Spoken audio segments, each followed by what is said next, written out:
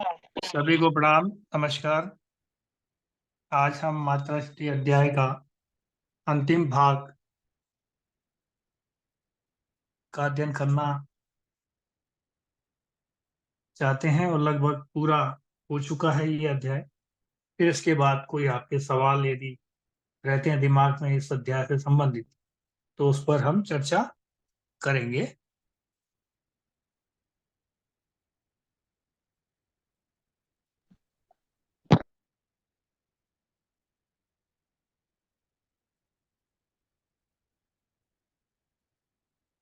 तो हमने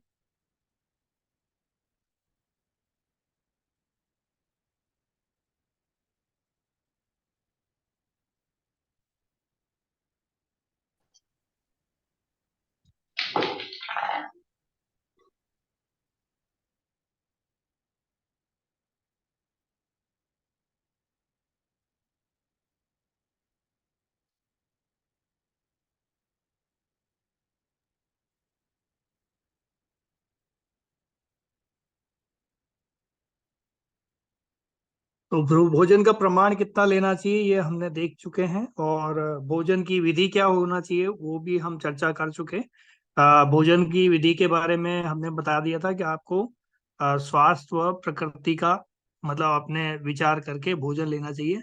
हर व्यक्ति को हर व्यक्ति का अपना अपना प्रकृति है, उसके अनुसार उसका भोजन भी होना चाहिए। तो रस, वात, स्निग्ध, लघु और स्नान करके कुछ ये पॉइंट हैं, बिंदु हैं जिनकी चर्चा हमने की थी। गुरु भोजन है तो क्या करना है, उसको आधा करके लेना है ना। लघु भोजन है तब भी मतलब भोजन करने का तरीका ये होना चाहिए। महर्षि चरक ने और महर्षि वाग्भट ने दोनों ने ही, महर्षि चरक ने कहा कि आप जो है ठोस आहार पहले लें, मतलब पेट के 4 भाग कर लें।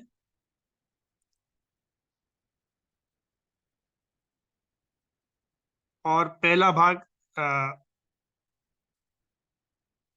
पहले के 2 भाग जो हैं हमारे, इससे ठोस से, और फिर उसका एक भाग जो है द्रव से, और बाकी का बचा हुआ भाग वात पित्त कफ के लिए छोड़ दो, यानी दोषों के लिए छोड़ दो, मुक्त कर दो। और महर्षि वाग्भट ने बोला कि इसी को उन्होंने 2 भाग ठोस के लिए और एक भाग द्रव के लिए और एक भाग वात के लिए यानी वायु के लिए स्थान रिक्त छोड़ दो। तो इस तरह से भोजन का निर्वहन करना उन्होंने बताया। भोजन को ग्रहण करने की विधि बताई। क्रम बताया भोजन का, एक के बाद एक कौन सा वाला। तो सबसे पहले मधुर यानी मीठा पहले लेना चाहिए। गुरु भारी हो पदार्थ, ऐसा स्निग्ध चिकनाई वाला हो, ऐसे सभी पदार्थ खाने में पहले खाने चाहिए। यानी ऐसा समझ लीजिए कि जो हमारा 6 रसों का क्रम है उसको क्रम से ही ग्रहण करना चाहिए। यानी मधुर, अम्ल, लवण और कटु तिक्त कषाय। तो आखिर में कटु तिक्त कषाय वाली चीजें प्रयोग में लानी चाहिए। इसलिए हमारे यहाँ पे चलन है खाना खाने के बाद में पान खाने का। पान क्या है? पान भी कटु तिक्त कषाय रस वाला है, कटु तिक्त है, कषाय नहीं, कटु तिक्त है। तो उनमें बाकी और भी चीजें मिलाई जाती हैं, उससे कषाय रस भी उत्पन्न हो जाता है, तो कटु तिक्त कषाय हो जाता है। यानी खाने को पचाने के लिए या बैलेंस में रखने के लिए वो एक जरूरी चीज है, इसलिए उसको ग्रहण करना शेष बताया गया बाकी। तो पहले हमको 3 रस लेने हैं, उनका क्रम ध्यान में रखना है। मधुर, अम्ल, लवण, और फिर उसके कटु तिक्त कषाय तीसरे वाला, बाकी का वो लेना है। मधुर का मतलब मीठा, आपको पता ही है।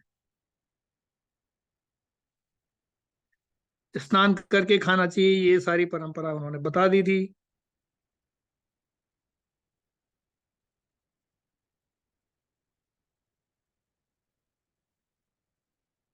उसके कारण में जानना चाहें तो भोजन के जो उपरांत है, पहले कफ, फिर पित्त और फिर वात बढ़ता है।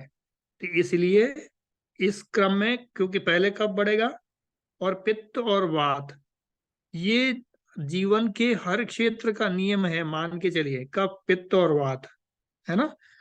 जैसे मनुष्य की अवस्था बालपन में क्या है, कफ की है, और फिर उसके बाद में यौवनावस्था आ जाती है, वो पित्त की है और वात की। तो कफ का व्यक्ति जोर से धमका दो, उसमें वात मिक्स हो जाए तो डरने वाला हो जाता है, ठीक है। तो बच्चा है, छोटा बच्चा, छोटे बच्चे को उसकी स्थिति हम ऐसे ही समझ सकते हैं उसकी। और साथ में देखा जाए, यानी बाल अवस्था को हमारे जितने भी महर्षि हैं इन्होंने क्या माना, कफ की अवस्था माना, और हमारे जो यौवनावस्था जो मानी वो पित्त की, और जो वात की वृद्धावस्था है उस अवस्था को वात की अवस्था मानी, क्योंकि वात से संबंधित सबसे ज्यादा रोग वृद्धावस्था में सताते हैं, यहाँ दर्द हुआ वहां दर्द हुआ, है ना।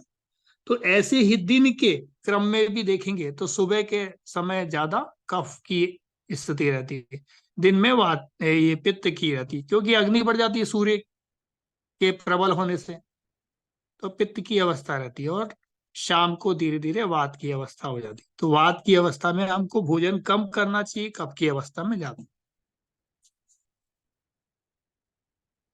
तो ये सारे क्रम मैंने आपको एक के बाद एक बता दिए, कारण भी बता दिए। कारण भोजन के उपरांत जो है, पहले कफ बनता है और फिर उसके बाद में पित्त और फिर वात, इसलिए पहले कफ वर्धक चीजों का ग्रहण कर लेना है, और फिर उसके बाद में पित्त वर्धक और फिर वात वर्धक आहार का लेना अनिवार्य बताया गया है।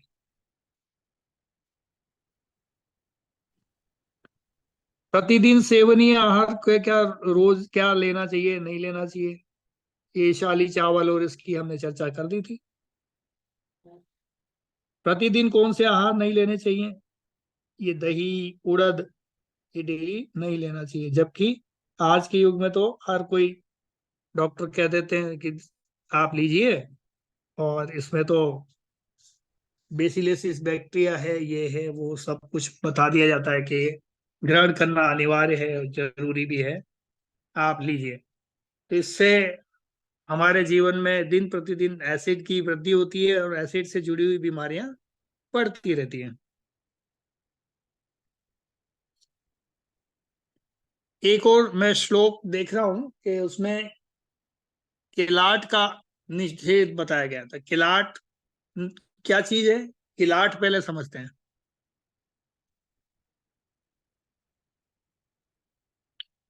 प्रतिदिन किन चीजों को नहीं खाना चाहिए, तो उसमें एक सूत्र आया अष्टांग हृदय में, 40 नंबर का, 8/40, 8/40, यानी 8 नंबर का सूत्र है अष्टांग हृदय सूत्र स्थान, चैप्टर 8,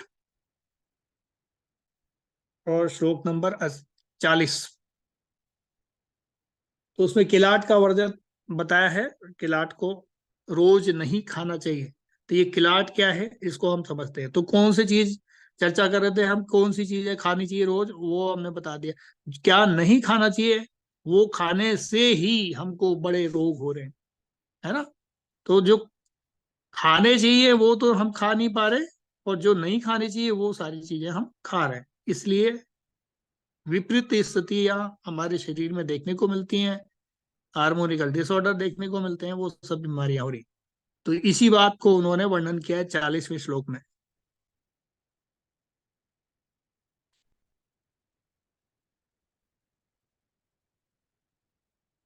तो उन्होंने कहा, क्लाट दधि कुर्ची का क्षार शुक्त मूलकम, शुक्त आम मूलकम। तो ये जो चीजें हैं, किलाट, दधि कुर्ची का और क्षार, बहुत ज्यादा नहीं लेना चाहिए, ठीक है, डेली नहीं खाना चाहिए इसको।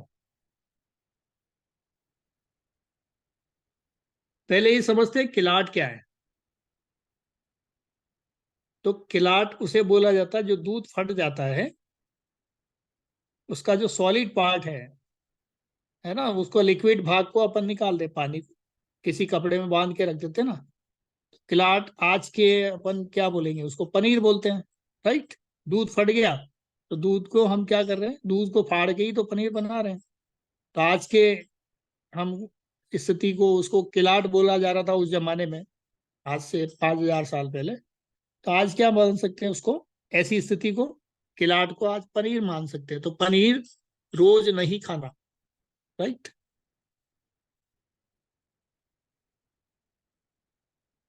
दूसरा कहा है दधी, और दधी यानी दही को रोज नहीं खाना। और कुर्सी का,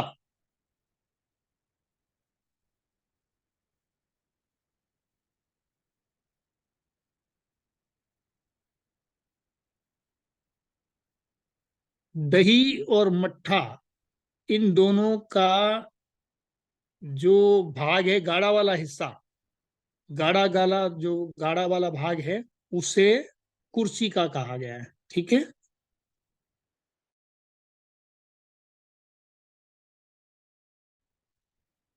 शुक्त का मतलब सिरका, कल के भाषा में देखें तो सिरका, विनेगर जिसको बोलते हैं हम लोग।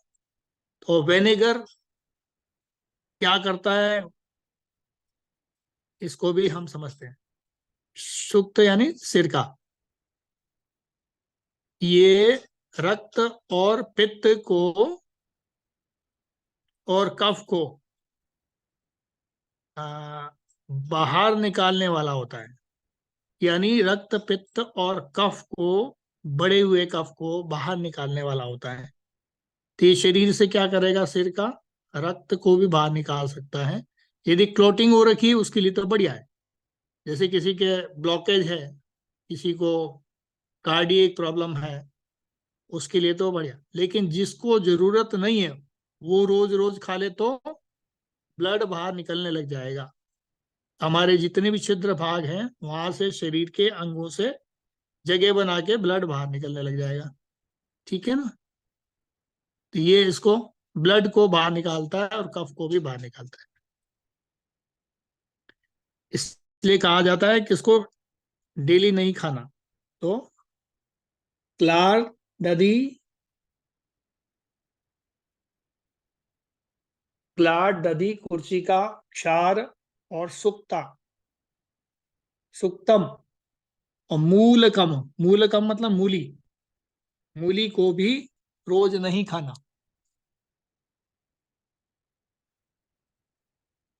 अब देखते हैं क्रश, शुष्क, बरहा यानी पिग, और अभी, अभी का यानी मतलब भेड़, गौ, गाय, भैंस, इन सभी चीजों का मांस भी जो सेवन करते हैं, मांसाहारी लोग हैं जो नॉन वेज हैं पर्सन, उनको भी इनका मांस सेवन रोज नहीं करना चाहिए, ठीक है। तो मांस का सेवन किन किन का रोज नहीं करना चाहिए वो यहाँ बता रखा है। किसको नहीं करना है, क्रश, पतले दुबले आदमी को तो नहीं करना।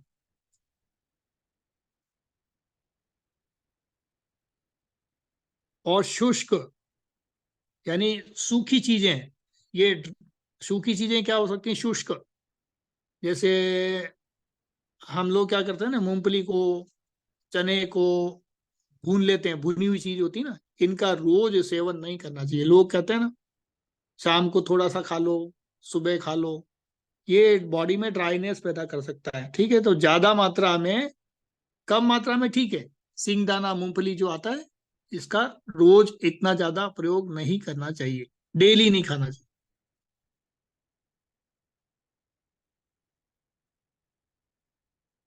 अब एक बार और श्लोक की तरफ देख लेते हैं। नित्य भोज्य द्रव्य, ऐसे कौन से द्रव्य हैं जिनको आ, रोज करना जरूरी है।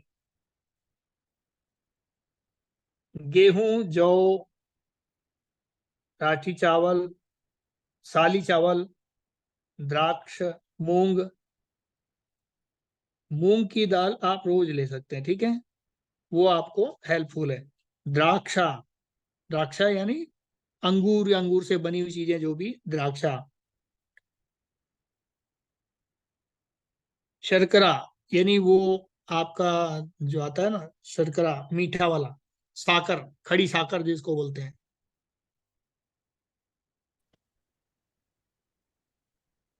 घृत यानी घी, जल, दुग्ध, दुग्ध का मतलब मिल्क, अनार, और सेंधा नमक, इनका डेली आपको सेवन करना चाहिए, किसी न किसी रूप में लेना जरूरी है, ऐसा बताया गया है। ठीक है, तो ये चीजें आपके लिए अति आवश्यक हैं, जो नहीं है वो पहले ही उन्होंने वर्णन कर दिया। अब नेत्र के लिए क्या हितकारक है, वो एक श्लोक के माध्यम से है, तो उसको भी हम इसका हिंदी रूपांतरण देख लेते हैं। यहाँ इसमें दिया नहीं है क्योंकि ये हिंदी वाला वर्जिन से नोट्स दिया है हमने। तो नेत्र के लिए उन्होंने क्या बताया, नेत्र का मतलब आंखों के लिए, त्रिफला और बहेड़ा और आंवला। त्रिफला जो है, जो होना चाहिए ना, हड़ बहेड़ा आंवला, ये जो है त्रिफला कहलाता है। और इसको क्या है, घी और शहद के साथ मिलाकर लेना है। इस चीज का बहुत ध्यान रखना जरूरी है कि घी और शहद दोनों बराबर मात्रा में कभी नहीं मिलाना, दोनों मिलके जहर बन जाते हैं, पॉइजन हो जाता है। तो क्या करना, इन दोनों को बराबर मात्रा में मिलाकर नहीं लेना, हमेशा असमान मात्रा में ही लेना है। समान मात्रा में मिलाने से ये विषकारी है। ठीक है,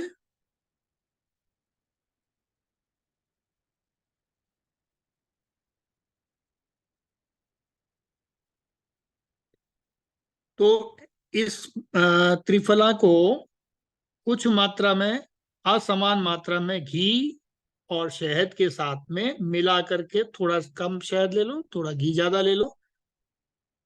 जैसे आधा चम्मच शहद ले लिया तो एक चम्मच घी ले लिया। रात्रि में अपनी क्षमता के अनुसार पाचन क्रिया देख लो।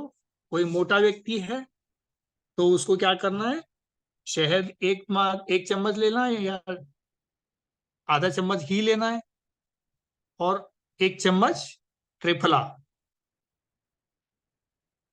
और पतला व्यक्ति है तो वो घी की मात्रा दुगनी करे और शहद की मात्रा कम करे। ठीक है, तो जिनको मोटा होना है, पतला होना है, ये आप अपने हिसाब से देख लो। स्लिम होना है आपको, स्लिम होने के लिए आपको शहद की मात्रा बढ़ानी पड़ेगी और घी की मात्रा कम करनी पड़ेगी। तो रात्रि को यदि आप ये एक नियम बना करके लेते हैं तो आप अपना मनचाहा फिगर पा सकते हैं, ऐसा बताया गया। और आंखों के लिए तो बढ़िया है ही, तरीका मैंने आपको बता दिया। लेने का एक नियम सा बना के, नेत्र ज्योति के लिए बहुत बढ़िया है, ज्योति के लिए अच्छा है, यानी विजन के लिए अच्छा है। तो इसका सेवन नित्य प्रति करना चाहिए, असमान मात्रा में मिलाना, ये याद रखना, ये महत्वपूर्ण चीज है।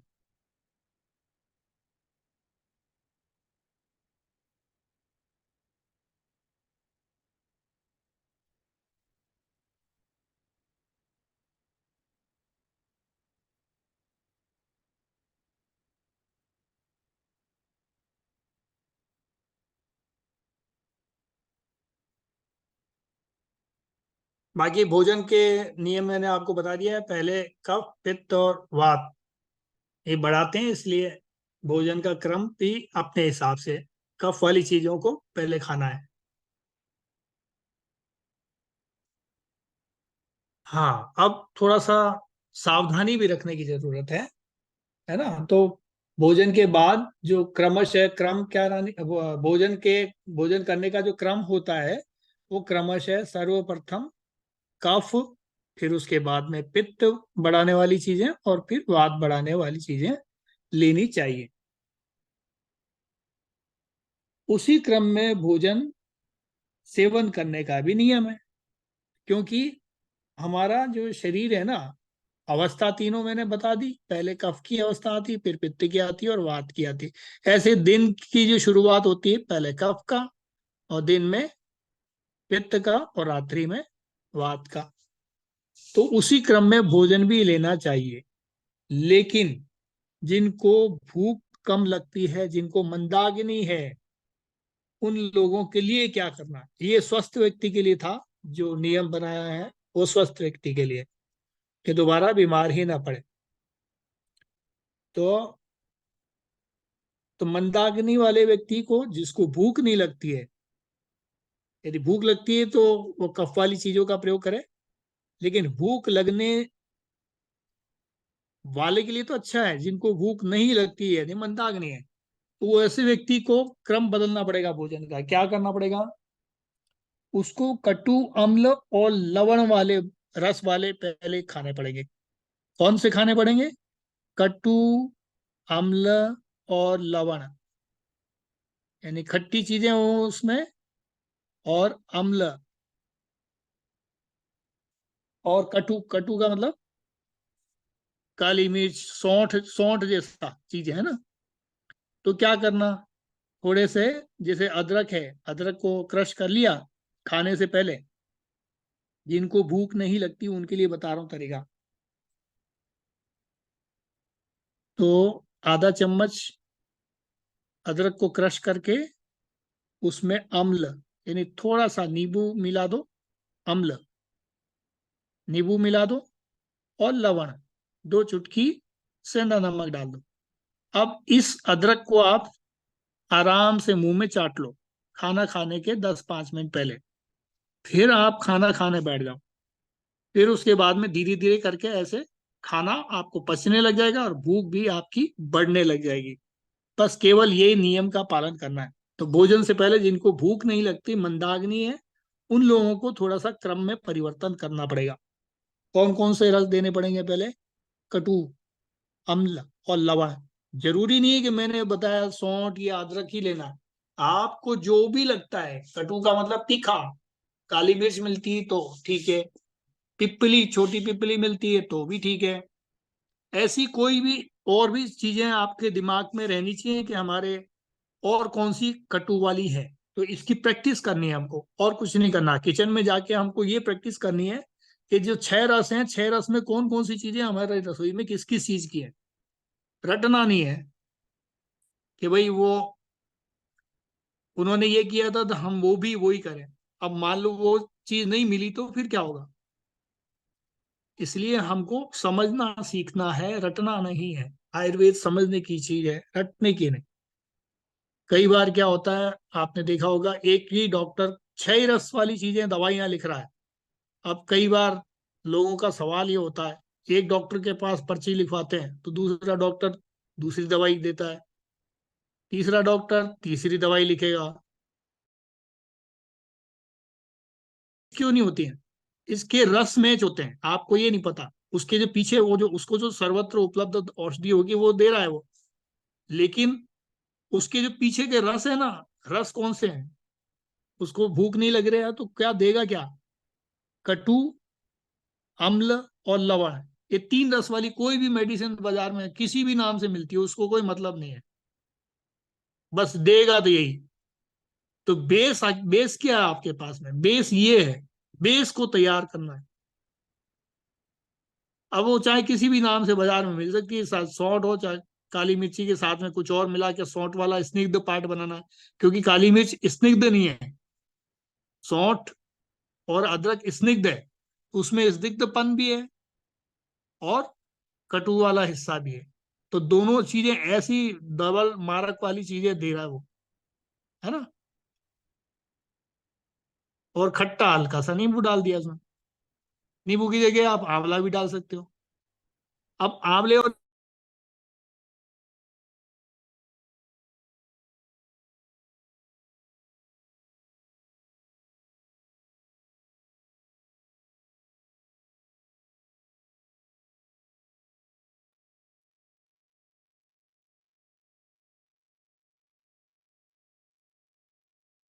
तो ये चीजें हमको समझनी है, रटनी नहीं है। क्या करना है? समझना है।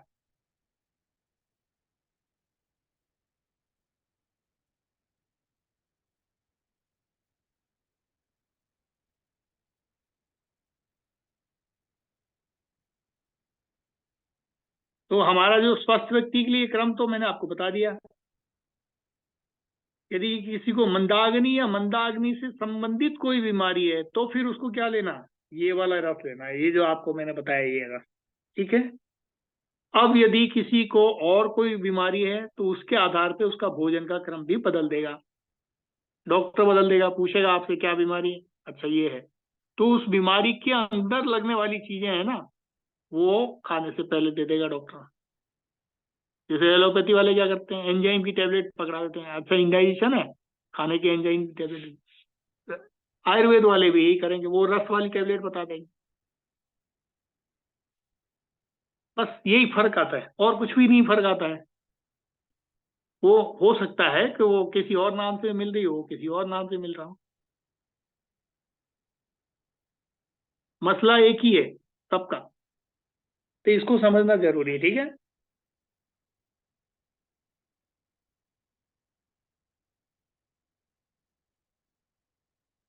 तो कटु, अम्ल और लवण वाले जो हैं पित्त की वृद्धि करेंगे। क्या करेंगे, पित्त की वृद्धि। पित्त बढ़ेगा तो अग्नि बढ़ेगी, अग्नि बढ़ेगी तो खाना पचेगा, क्योंकि मंदाग्नि हुआ था, भूख नहीं लग रही थी। भूख लगेगी तो क्या होगा, खाना पचेगा, डाइजेशन होगा, डाइजेशन होगा तो फिर क्या होगा, पित्त की वृद्धि होगी तो डाइजेशन होगा। तो यही चीजें समझना है। इसलिए जठराग्नि तीव्र हो जाए, खाने में भूख लगे, और उसके बाद में फिर मधु और फिर गुरु चीजों का, क्योंकि अग्नि बढ़ जाएगी। पहले अग्नि अभी उसकी मंद थी, अग्नि घटी हुई है, अग्नि बढ़ा दो, फिर उसके बाद में गुरु भारी चीजें डालो। मधुर वाली, मधुर मधुर वाली, स्निग्ध और मधुर जितने भी गुण वाली चीजें होती हैं वो सब के सब क्या होती हैं, पचने में भारी होती हैं, गुरु होते हैं। तो ऐसी चीजों को स्टमक में डालेंगे तो क्या होगा, पच जाएगा आसानी से। तो इन चीजों को समझना है, और कुछ नहीं, रटना नहीं है। और ये चीजें हम ग्रुप में बैठ के एक दूसरे से, सभी विद्यार्थी मिलके, हम सब विद्यार्थी हैं, I am also including you. हम सब विद्यार्थी मिलके इसका हम इस तरह से मनन करें, एक दूसरे के साथ बैठ के विमर्श करें, तो जल्दी चीजें पकड़ में आती हैं। क्योंकि एक प्रश्न कोई और बताएगा, दूसरा कुछ और बताएगा, तीसरा कुछ और बताएगा, इसी से सीखने मिलता है। इसलिए पहले ऋषि मुनि क्या करते थे, गुरुकुलों में चर्चा करते थे विषय के ऊपर। विषय किसी को लिखने को नहीं देते थे, किसी को लिखने का काम होता ही नहीं था। सब मुंह जवानी, सब अंदर डाल दिया दिमाग के अंदर। तो गुरु शिष्य परंपरा क्या थी, यही थी, मनन करना है बस, लिखना नहीं है। लिखने का और वॉमिटिंग सिस्टम का जो है ना, कि रात भर पढ़ा और सुबह उठ के जैसे वॉमिटिंग वॉमिटिंग करना होता है ना टेबल पर जा करके, तो जो पुस्तिका है उसके ऊपर शाई से जो लिखा है बस वो वॉमिट कर दिया, परसों पूछो पता नहीं। ये अंग्रेजी पद्धति है।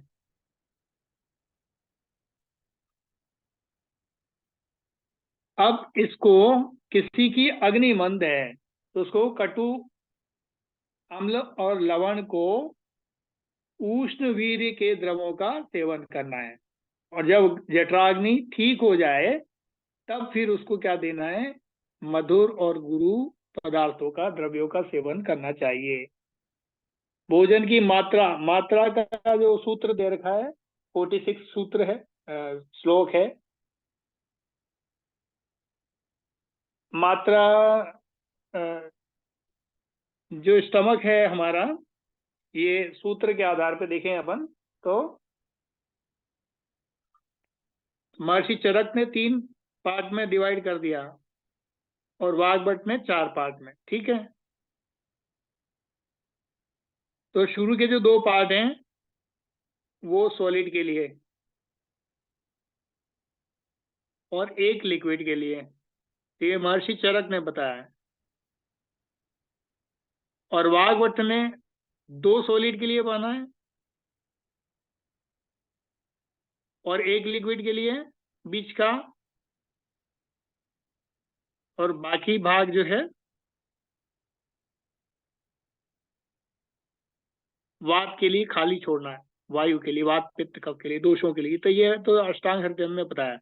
और चरक ने 3 भाग बताए करने को दिए, और महर्षि वाग्भट ने 4 भाग करने को बोले। ठीक है, तो 3 और 4 का अंतर आपको समझ में आ गया, कंफ्यूज नहीं होना।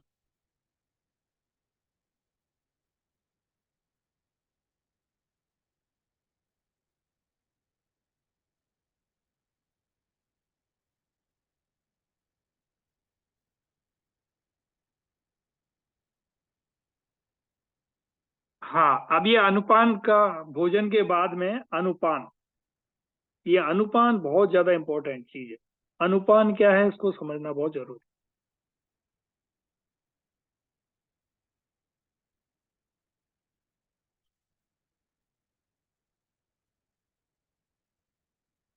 अनु का मतलब बाद में है, या अनुसरण करना, ठीक है। अनु को शॉर्ट में बोले तो बाद में, है ना, बाद में। और पान का मतलब पीना, यानी कोई लिक्विड होगा उसको पिएंगे, यानी बाद में, खाने के बाद में, यानी खाने के बाद में क्या पीना चाहिए, ये इसकी चर्चा अनुपान में देखने को मिलती है। ठीक है, अनुपान यानी खाने के बाद में।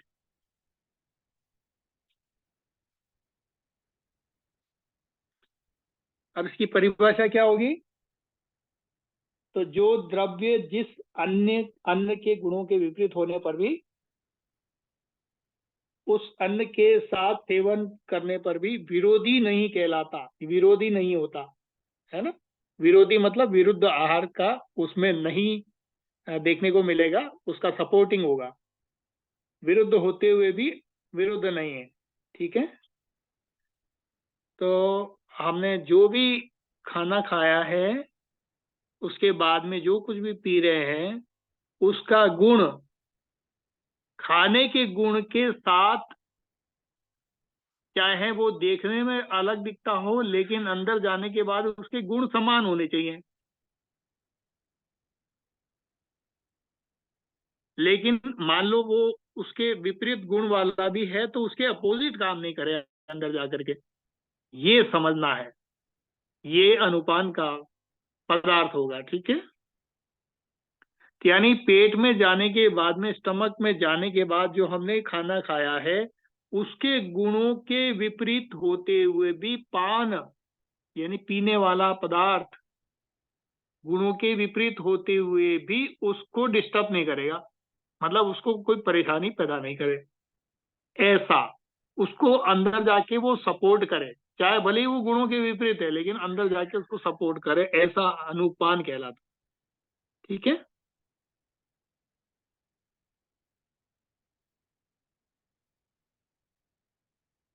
यानी शॉर्ट में देखे हैं तो हमने जो खाना खाया है उसके गुण, और जो हम पान कर रहे हैं उसका जो गुण, दोनों विरोधी अलग अलग होते हुए भी वो अगेंस्ट कार्य नहीं करेगा, उसको हमें नुकसान नहीं पहुंचाएगा, हमें नुकसान नहीं पहुंचाएगा, हमारे शरीर को जहां जा रहा है अंदर, अंदर जाने के दोनों, बाहर भले ही दोनों के गुण अलग दिखते हैं, लेकिन अंदर जाने के बाद समान हो जाए, हमें नुकसान ना करें। ठीक है, ऐसी चीज अनुपान कहलाएगी। जैसे जौ खाते हैं, गेहूं खाते हैं, और अ, दही, मध्य, विष, मध्य विष मधु। ठीक है, अब मतलब इसको, विष का मतलब यहाँ पर एल्कोहल को विष बोला है। ठीक है,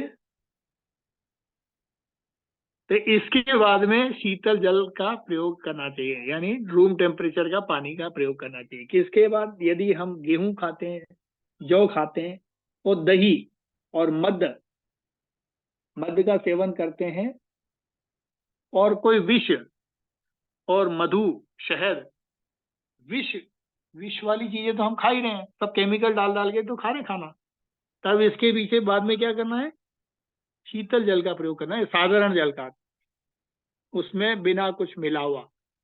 गेहूं और जौ के बाद तो ये हितकारी बताया है पानी, लेकिन कम, कम मात्रा में शीतल जल पीना हितकारक। अब इसके बाद में गर्म पानी नहीं पीना है, ठीक है, ये जो पदार्थ लिए हैं तो कौन कौन से? जौ का बना हुआ, गेहूं का बना हुआ, या दही, मद, विष, या मधु। इनमें से कोई भी चीज ग्रहण किया है, इसके बाद में आपको कुछ भी लेना है तो वो शीतल जल हो सकता है। और सपोज करो पिट्ठी से बना हुआ पदार्थ, पिट्ठी का मतलब बोलेंगे उड़द, उड़द, पिसा हुआ उड़द, है ना। तो उससे बना हुआ जो पदार्थ है, उसके बाद में हमेशा उष्ण जल का सेवन करना, गर्म पानी का। ठीक है, यदि पानी पीना पड़े तो, जबरदस्ती नहीं, जरूरत है तो, जरूरत है तो।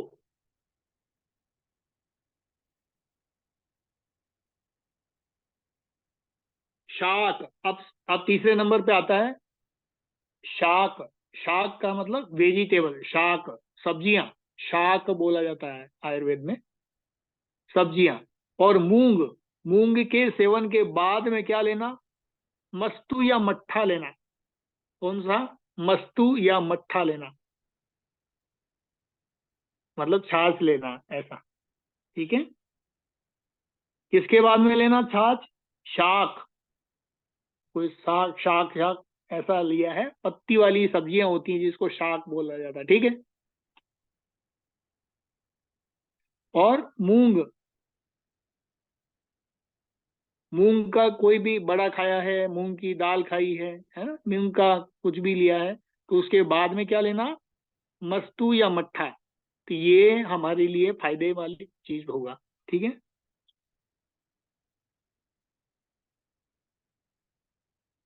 और कोई क्रश व्यक्ति है, क्रश यानी दुर्बल व्यक्ति है, कमजोर आदमी है, पतला दुबला है, उसकी पुष्टि के लिए क्या लेना? उसको स्वस्थ रखने के लिए क्या लेना? सुरा, सुरा का सर सेवन स्क्रीन करना। पे दिखाई नहीं दे रहा है।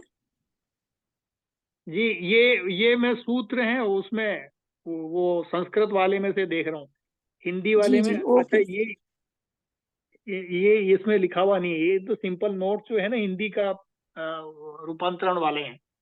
Okay sir. इसीलिए तो मैंने इसको यहाँ रोक करके बोलना शुरू कर दिया, क्योंकि वो चीजें वो संस्कृत में सारी, वो शब्द भी आपको समझ में आ रहे होंगे ना, बड़े विचित्र शब्द हैं, है ना। तो मैं एक एक करके उसको बता रहा हूँ कि ये यहाँ पर ये वर्णन है इसमें, है ना। ये स्क्रीन पे, हाँ, ये आ गया, ये आ गया नीचे, आ गया, दिख रहा है अभी? जी हाँ, ये चार्ट आ गया।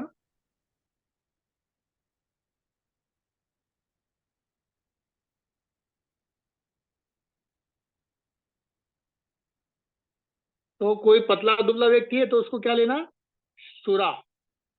अब कोई मोटा व्यक्ति है तो उसके लिए क्या करें, है ना, जिसको वजन कम करना, स्लिम रहना है, बीमारियों से दूर रहना, क्योंकि मोटापा बढ़ने के बाद तो बीमारियां आती आती हैं। तो उसको पानी में शहद डाल के पीना है। ठीक है, कब? खाने के बाद, भोजन के बाद। भोजन के बाद में अनुपान जो बताया, अनुपान का विषय है ये। तो वो गर्म या गुनगुने पानी में नहीं डालना, वो सिंपल पानी में ही शहद, हल्का सा, थोड़ा सा अग्नि संस्कार देना होता है पानी को, गर्म नहीं करना। आजकल लोग गर्म पानी में डाल करके पी रहे हैं, उससे जहर हो जाता है। यानी हल्का वो गुनगुने की तरफ बढ़ जाए पानी, ऐसे पानी में, अग्नि संस्कारित पानी बोलते हैं उसको। बस हल्की सी आग दिखाई, हो गया वो, है ना। तो ऐसा पानी के साथ में शहद मिला के लेने से ठीक रहेगा। तो बॉडी में कहीं ब्लॉकेज है या कफ से जुड़ी हुई बीमारियां हैं, वो उस सब में ये फायदा करेगा, है ना। और क्या क्या का फायदा करेगा? कहीं फैट जमा है बॉडी में, नसों का ब्लॉकेज है, नर्वस सिस्टम में ब्लॉकेज है, कहीं भी ब्लॉकेज बॉडी में दिखता है, ऐसी स्थिति में ये बढ़िया काम करेगा, ऐसे व्यक्ति को ये फायदा करेगा।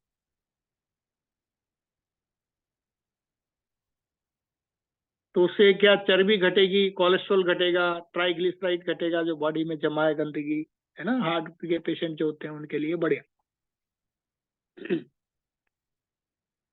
शोष यानी शरीर के सूख जाने पर, शरीर में जगह जगह आपने देखा होगा कई शोष ज्यादा हो जाते हैं, सूख जाता है बॉडी के अंदर, स्किन हल्की सी फटने लग जाती है, जगह से उंगली यहाँ से फट गई, पैर फट गया, जगह जगह से होंठ फट गया, स्किन फट रही है, तड़क रही है।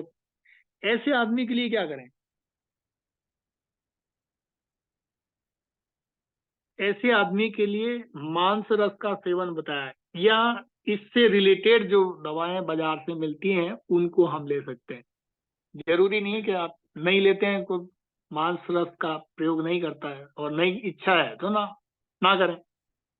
लेकिन जो स्निग्ध चीजें हैं, मतलब मांस रस मतलब स्निग्ध चीजों का प्रयोग कर सकते हैं खाने के बाद, जैसे क्या इलायची का, या मिश्री के साथ में, मिश्री को मुंह में रखना, सौंफ को रखना, चूसना, है ना, या मिश्री का कोई पानी मिला करके पी लेना ऊपर से, वो फायदा करेगा ऐसे व्यक्ति के लिए। ठीक है।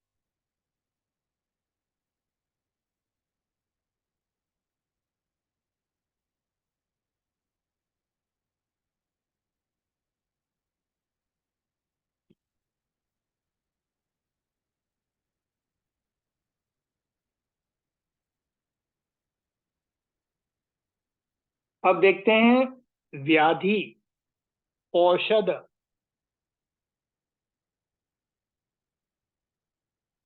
अब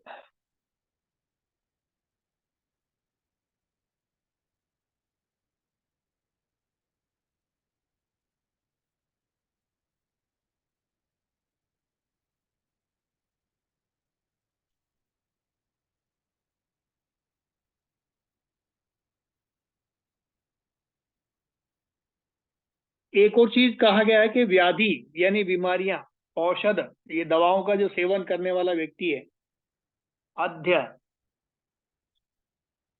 अध्यभाष्य, अध्यभाष्य यानी आदि बात कहता है और वो गायब हो जाता है ना, ऐसे व्यक्ति को, और स्त्री सेवन, जो रति क्रिया में रत रहने वाला ऐसा व्यसनी व्यक्ति है, उसके लिए लंघन, धूप, श्रम से पीड़ित यानी जो थकान, मतलब मेहनत करके जो मजदूर होते हैं, श्रमिक होते हैं, श्रम से पीड़ित, क्षीण यानी कमजोर व्यक्ति या बीमारी से पीड़ित हो, क्षीण, वृद्ध यानी बुढ़ा आदमी, यानी उम्र दराज व्यक्ति, सम्मान सूचक शब्दों का प्रयोग करें तो वो हम सब आ जाते हैं इसलिए। और बालक, बालक में पान का जो अनुमान अमृत के समान लाभकारक है, ऐसे लोगों को जरूरी है पीना, ऐसा बताएं। ठीक है।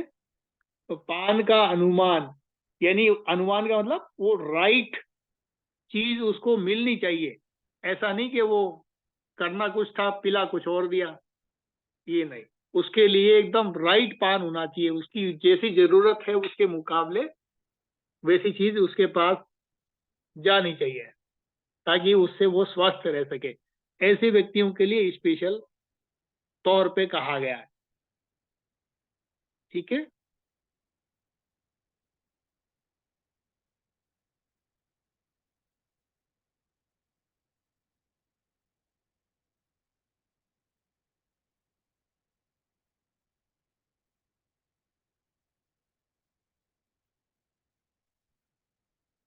तो लगभग ये पूरा हो गया है, और आगे बढ़ते हैं। अनुपान के गुण, अनुपान के गुण क्या मानेंगे? तो गुण ये सब जो कर रहे हैं अपन, जरूरी क्यों है ये? इसलिए जरूरी है कि इसके सेवन से ऊर्जा की प्राप्ति होती है, और क्या होता है, तृप्ति यानी तृप्ति मिलती है, और तृप्ति का मतलब सेटिस्फेक्शन जिसको बोलते हैं वो मिलता है, और क्या मिलता है, व्याप्ति, व्याप्ति का मतलब जो अन्न है, हमने खाना खाया है, वो पूरे शरीर में हर अंग तक पहुंच जाएगा। व्याप्ति, व्याप्त हो जाएगा, सर्वव्याप्त हो जाएगा ऐसा। तो इसलिए उस शब्द में आयुर्वेद में व्याप्ति कहा जा रहा है उसको। ठीक, अन्न को फैलाने वाला सब जगह। तो शरीर में दृढ़ता देगा, क्योंकि पूरा अन्न फैल जाएगा सब जगह, मतलब न्यूट्रिशन पूरी बॉडी के हर अंग तक पहुंचाने का काम करेगा, इसलिए इसकी जरूरी है। और दृढ़ता, जब अन्न में मतलब सारे शरीर के भागों में पूरी तरह से न्यूट्रिशन जाएगा तो हर अंग दृढ़ हो जाएगा, उसमें दृढ़ता आएगी, स्ट्रेंथ पैदा करेगा। दृढ़ता मतलब स्ट्रेंथ पैदा करना। अंगों में ढीलापन, शीतलता और मुलायम करना और पाचन करना, ये खास गुण है जिनके लिए हमको अनुपान की आवश्यकता पड़ती है। ठीक है। अब अनुपान के अयोग्य व्यक्ति के लिए क्या श्लोक आया है? जत्रु के ऊपर के रोगों को, क्लेविकल, ये अपनी जो है ना कंध, ये छाती की जो हड्डी है, क्लेविकल पार्ट जिसको बोलते हैं, इसके ऊपर के जितने भी रोग हैं, कोई भी रोग हो जिसमें श्वास, डिस्निया, कास, खांसी और उरह क्षत, चेस्ट इंजरी जिनको है, उनको अनपान का सेवन नहीं करना चाहिए। पीनस, रनिंग नोज जिसको जो गाने वाना गाते हैं, सिंगर हैं, है ना, उनको भी अनुपान नहीं करना चाहिए, क्योंकि वो गाना गा के आया होगा, गला होगा वो गर्म। अब ऐसी गर्मी में क्या होगा, वो एकदम से अनुपान ठंडा कर लिया तो गला खराब हो जाएगा।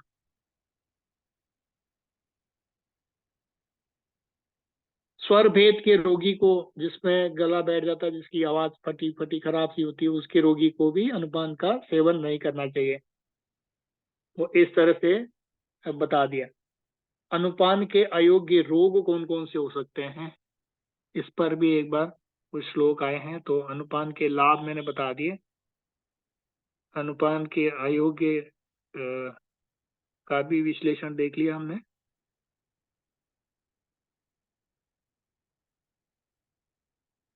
हाँ, देखिए, जिनके क्लेद की अधिकता हो जाएगी शरीर में, उनको भी अनुपान नहीं करना, ऐसा बताया।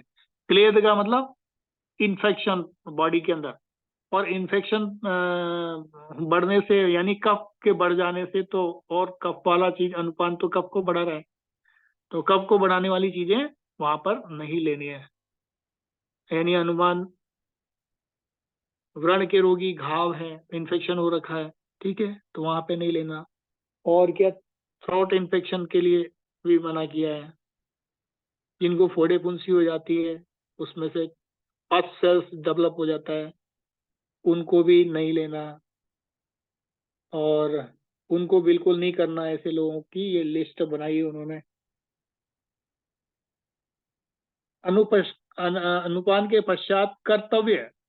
अब अनुपान कर लिया है, उसके कर्तव्य क्या है, कि करना क्या है, क्या नहीं करना, यानी आपकी ड्यूटीज क्या है, कि अनुपान करने के बाद में आपको क्या करना और क्या नहीं करना चाहिए। तो सभी व्यक्ति को अध्व या सोना त्याग देना चाहिए। उसके बाद में सोना नहीं है बस। ठीक है।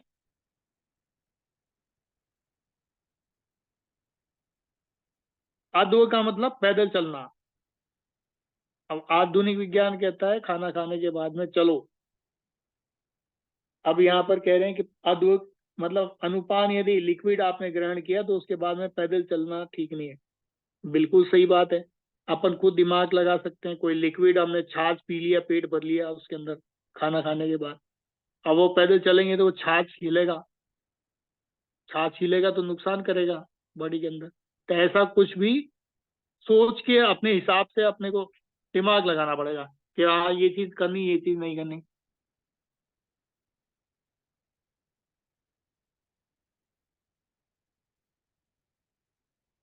तो अधो का मतलब पैदल घूमना या चलना, ऐसा बताया गया है। सोना त्यागना है। भोजन के बाद में ऊंट की सवारी करना मना है, ठीक है, ऊंट की सवारी है या घोड़े की सवारी है ना, ऐसा सवारी करना ठीक नहीं है, या स्विमिंग करना या ऐसा कुछ करना ये ठीक नहीं है, इनको त्यागना चाहिए। तो इस तरह से ये लगभग लगभग चैप्टर अपना पूरा हो चुका है।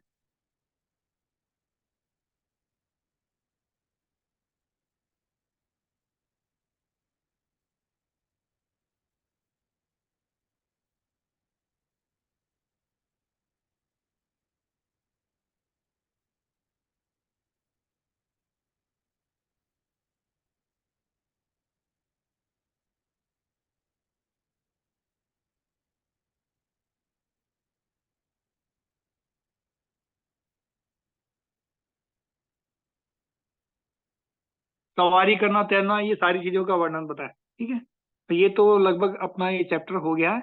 अभी ये एक चार्ट है हमारे सामने। ये चार्ट इसलिए है कि खाने का एक क्रम है, इसकी क्रिया होती है। खाना जब अपन आहार ग्रहण किया तो ये प्राण वायु इसमें सपोर्ट करता है। 5 प्रकार की बात हमने पढ़े थे ना, उस उसी का एक्सटेंशन मान लो इसको, है ना। तो 5 प्रकार के जो वात होते हैं, उस वात में हमने जो देखा था उसी क्रम को हम आगे की तरफ समझे। तो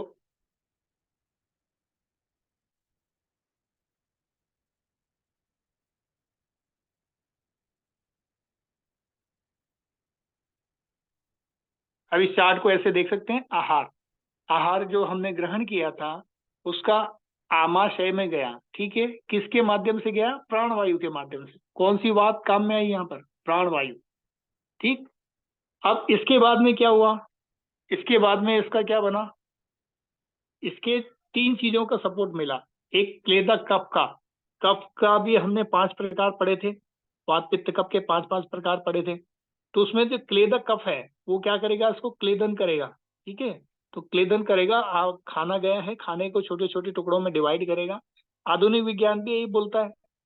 वो नए नाम दे देता है, HCl हाइड्रोक्लोरिक एसिड है, और फिर वो अंदर जाएगा, उससे उसके छोटे छोटे टुकड़े होंगे खाने के, भोजन के।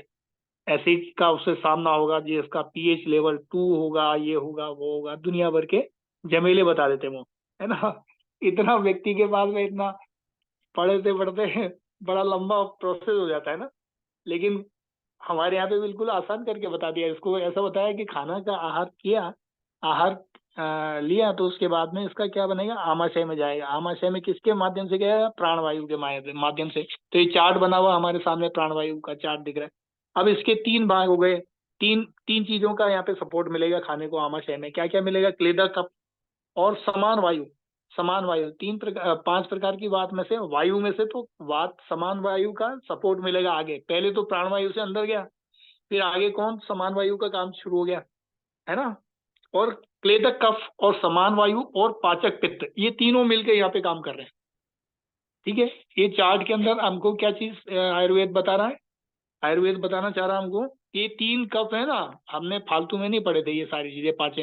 पांचों कफ, 5 पित्त और 5 वात, इस सारी चीजों का अपना एक महत्व है ना। ये सारा समझाना चाह रहा है इस चार्ट के माध्यम से। तो वहां पे क्लेदन कर्म होगा, यानी छोटे छोटे भागों में उसका वर्ण, अन्न का टूटन होगा, अन्न का। फिर संगुच्छन होगा। फिर उसके बाद में उसका ये पाचक पित्त क्या करेगा? पाचक रस लाएगा।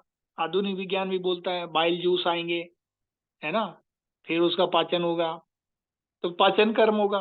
किन किन 3 चीजें यहाँ पे काम की। अब ये इसको और आगे बढ़ाते हैं अपन। अब ग्रहणी, ग्रहणी का मतलब वो पेट वाली स्थिति है, संग्रहणी, क्योंकि स्टमक में तो यहाँ रहा ऊपर आमाशय में। आमाशय में क्या क्या क्रिया हुई? क्लेदन, क्लेदन हुआ कफ का, है ना, यानी खाने का क्लेदन हुआ। तो आमाशय में क्या बना? कफ बनने का काम यही होता है आमाशय में। तो कोई भी बीमारी हो कफ की जुड़ी हुई तो क्या करना? पहले आमाशय को ठीक करो, पेट को ठीक कर दो, है ना। ये चार्ट के हिसाब से अपन क्या मानेंगे इसको? आसानी से बीमारियों को समझना है तो कैसे करेंगे, है ना, ऐसे ही तो समझेंगे। तो ये नहीं कफ बन रहा है, किसको दमा अस्थमा है तो वो भी कफ के कारण है, गड़गड़ा रहा है, जुकाम हो रहा है, दमा अस्थमा है, तो क्या हो रहा है? इसका मतलब खाने का पाचन ठीक से नहीं हो रहा है, इसके कारण ही हो रहा है, राइट। तो क्या करना, खाने को ठीक से पचाने वाला काम कर देना। तो ये खाना उतना ही दो बॉडी को जितना वो पचा सके, नहीं तो क्या करेगा, कफ बना देगा।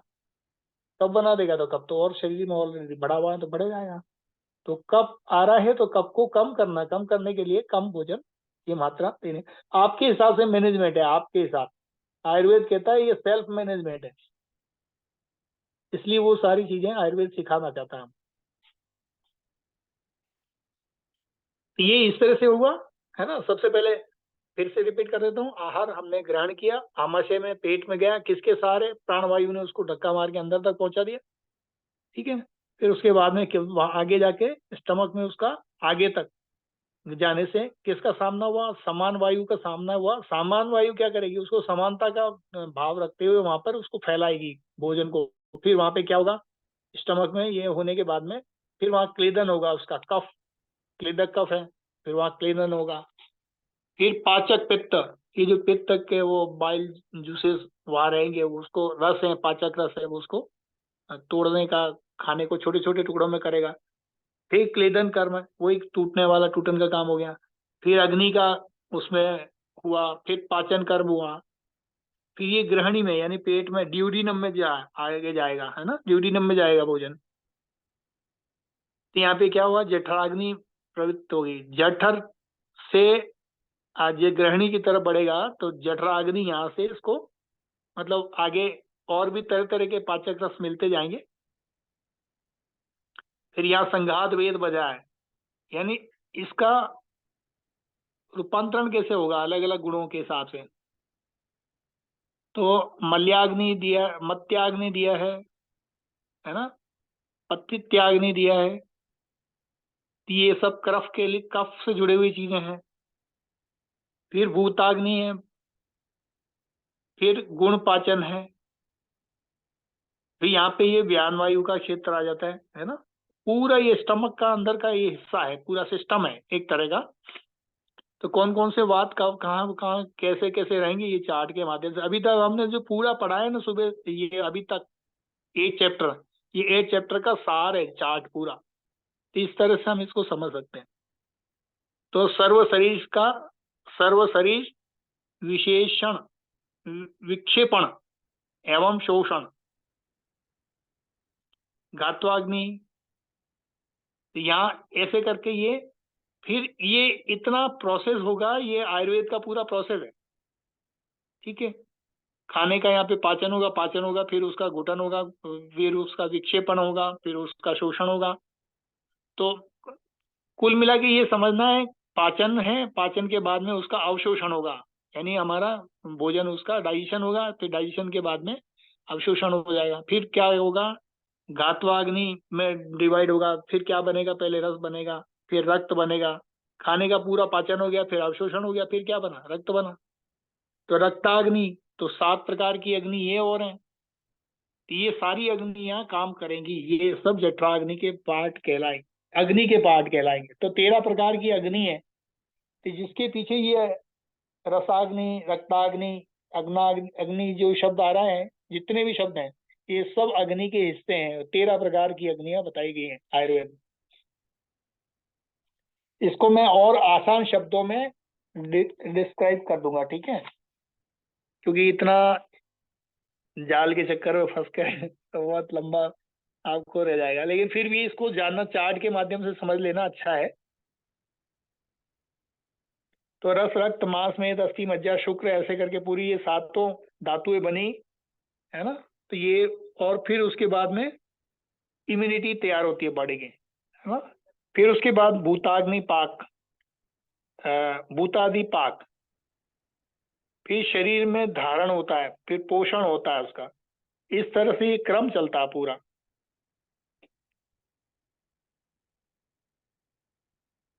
और ये जीर्ण होने की अवस्था में होता है, कब?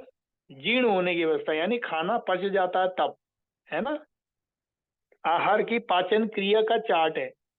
अब पाचन नहीं हुआ तो क्या कहलाएगा? अजीर्ण कहलाएगा। तो जीर्ण अजीर्ण का भी तो चैप्टर है पूरा।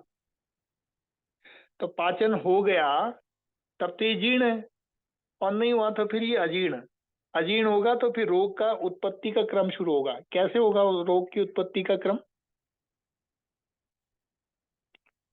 तो रोग की उत्पत्ति का अग्निमान, ठीक है।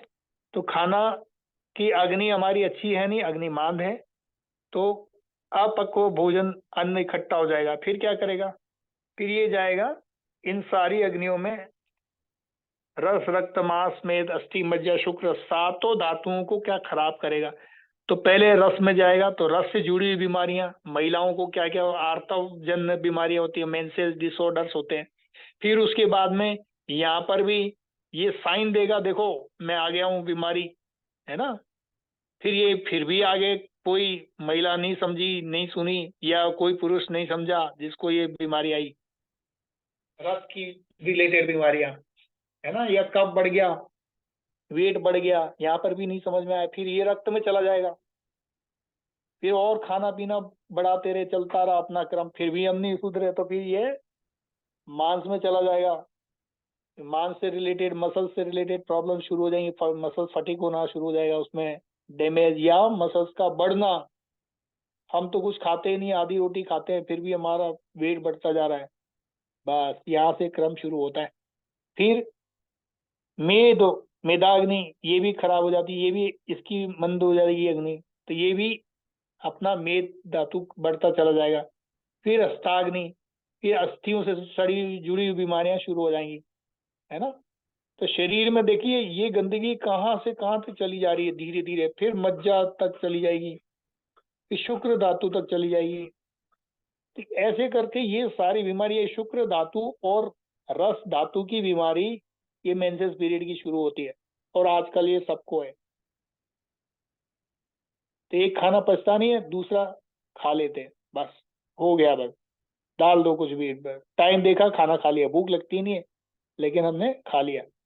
तो फिर ये अस्थि से जुड़ी आदि एक एज के बाद में हड्डियों में दर्द, जोड़ों में दर्द, ये सारी बीमारियां शुरू हो जाती है। ये कहाँ से हुई? इसको क्या ठीक करना है? रस धातु को ठीक करना है। और रस धातु से पहले क्या ठीक करना है? तो यहाँ अजीर्ण हुआ है। अजीर्ण का मतलब खाने का इंडाइजेशन, हमको भले ही लग नहीं रहा लेकिन हुआ है अंदर, ये मान के ही हमको कोई उपचार करना है। तो मंदाग्नि है, तो अग्निमान जो हुआ है उसका उपचार ऊपर बताया गया है, बस वही उपचार करना है। वो करते करते धीरे धीरे जितना बीमारी आने में जितना यहाँ पे समय लगा था, हड्डियों तक, ऑस्टियोपोरोसिस तक, आरए पॉजिटिव होने तक जितना समय लगा था, उतना ही समय वापस जाने में लगेगा। तो धीरे धीरे रस धातु को ठीक कर दो, अग्नि को ठीक करते रहो, ये सारी चीजें खुद ब खुद ठीक होती चली जाएगी। बड़ी बड़ी भयानक नामों वाली दवाइयां खाने की कोई आवश्यकता है नहीं। क्रम तो उसी से हो जाएगा वापस, तो ठीक तो वैसे ही होना है, गंदगी की सफाई करनी है कुल मिला के। अब पंचकर्म के माध्यम से और जल्दी करना है तो पंचकर्म करके कर दो, वो नहीं करना है तो बाकी प्रोसेस वही वाला रस धातु को ठीक कर लो, जिससे आगे वाला जो है वो तो सुधरता चला जाए। तो ये है कुल मिला के। तो रोग उत्पत्ति का क्रम क्या हुआ? तो ये हमारी सातों अग्नियां बिगड़ गई, भूताग्नि बिगड़ गई, ये पाक था बिल्कुल सब गड़बड़ हो गया। तो शरीर धारण पोषण जो भी होगा वो किससे होगा? उसी गंध से होगा, गंदगी से होगा, जो अपक्व भोजन था, जो खाना पचा नहीं था। तो फिर धारण होगा तो वही बीमारी ही धारण करेगा, क्योंकि उसमें कोई ना कोई बैक्टीरिया। देखो अपचित भोजन जो है ऊर्जा में कन्वर्ट हुआ नहीं है, ऊर्जा में कन्वर्ट नहीं होगा तो शरीर में क्या होगा? उस भोजन को खाने के लिए वो सड़ेगा, गैस भी बनाएगा, और कोई कीड़े मकोड़े भी पेट में रहते हैं छोटे मोटे, वो भी उसको खा पी के बड़े हो जाएंगे, क्योंकि वो उसका तो उपयोग हमने किया नहीं तो कोई और करेगा। तो जो कोई और करने वाला वो अंदर बैठा है, उसको तो मजा आ गया,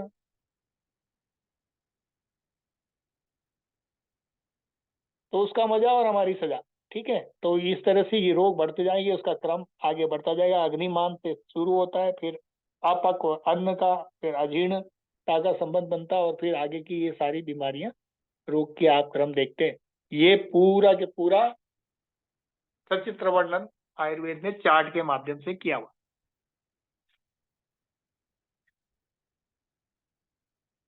ये हो गया आपका अष्टांग आयुर्वेद का 8वां अध्याय। तो अब हम समापन की ओर बढ़ते हैं। यदि आपको कुछ पूछना है तो आप भले ही पूछ सकते हैं।